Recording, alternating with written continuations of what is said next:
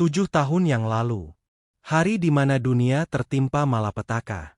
Bencana mengerikan yang disebut Dungeon Break terjadi. Karena kejadian itu, banyak yang kehilangan orang tersayang, termasuk Han Sung-yun yang kehilangan orang tuanya. Dari situ ia bertekad akan menjadi seorang hunter dan membalaskan dendamnya. Kembali ke masa sekarang, terlihat Han Sung-yun sedang duduk termenung di bangku taman peringatan bencana. Ia sedang kesal karena baru saja diusir dari pusat pelatihan hunter. Ia mengingat pembicaraan ia dengan pelatihnya. Pelatihnya memanggil namanya dan tanpa basa-basi langsung mengusir Sung-yun dari pusat pelatihan. Sontak Sung-yun kaget dan bertanya kenapa ia dikeluarkan. Pelatihnya pun menjelaskan tentang bagaimana orang yang sudah dibangkitkan hanya butuh beberapa bulan untuk menyelesaikan latihan dan biasanya mereka debut sebagai hunter.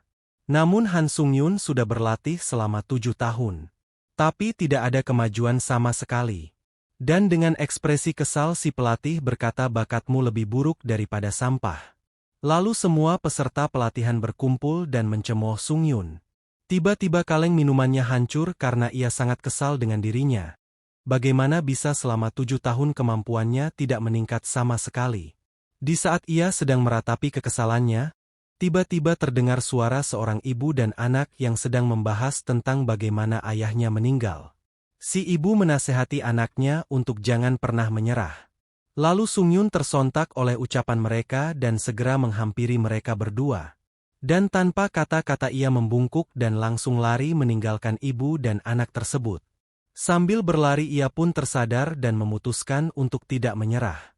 Ia terus berlari sampai tiba di sebuah bangunan dan langsung mengetuk pintu dan yang keluar adalah pelatihnya. Sung-yun memohon kepada pelatihnya untuk membantunya mengikuti ujian hunter sekali lagi. Namun pelatihnya kesal dan memakinya. Si pelatih mengira ia kembali karena ingin meminta kembali biaya keanggotaannya. Sung-yun pun berteriak ini bukan tentang uang. Lalu tiba-tiba si pelatih menampar wajah Sung-yun sampai ia terpental ke tumpukan sampah. Dengan ekspresi merendahkan si pelatih berkata, "Bajingan gagal dan masuk ke dalam." Sung-yun pun terdiam di tumpukan sampah dan kembali meratapi nasibnya. Lalu tiba-tiba terdengar suara. Dan di saat yang sama Sung-yun jatuh ke dalam jurang air yang dalam. Ia terus jatuh ke dalam air sampai kesulitan bernafas. Dan akhirnya air memuntahkan Sung-yun keluar. Dan tanpa alasan yang jelas, muncul layar yang bertuliskan Tower of Trial telah memilih semua kandidat yang cocok di bumi. Sung-yun bingung, ia mengira ini adalah bencana kedua. Lalu layar tersebut menyuruhnya untuk memilih tingkat kesulitan untuk menerima hadiah yang sesuai.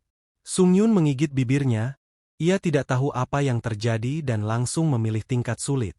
Dan layar memberitahu bahwa ia akan segera menuju lantai pertama Tower of Trial. Tiba-tiba Sung-yun berada di tengah gurun pasir dan di depannya muncul sebuah pedang. Dan layar memberitahukan subjek ujian ini adalah bertahan hidup. Hadiah atas penyelesaian ujian ini adalah sifat unik yang sudah Sung-yun kejar-kejar selama 7 tahun terakhir. Dengan ekspresi yang kegirangan, Sung-yun pun tidak menyangka. Lalu ia berjalan untuk mengambil pedang di depannya. Saat sedang berjalan tiba-tiba pasir di bawahnya bergerak dan layar memberitahu bahwa ujian akan segera dimulai. Dan muncul monster golem pasir. Sung-yun kaget dengan kemunculan monster tersebut sementara layar memberitahu untuk bertahan dari monster tersebut selama 10 menit. Dan golem itu langsung menyerang Sung-yun. Sung-yun pun berlari terbirit-birit dari golem itu.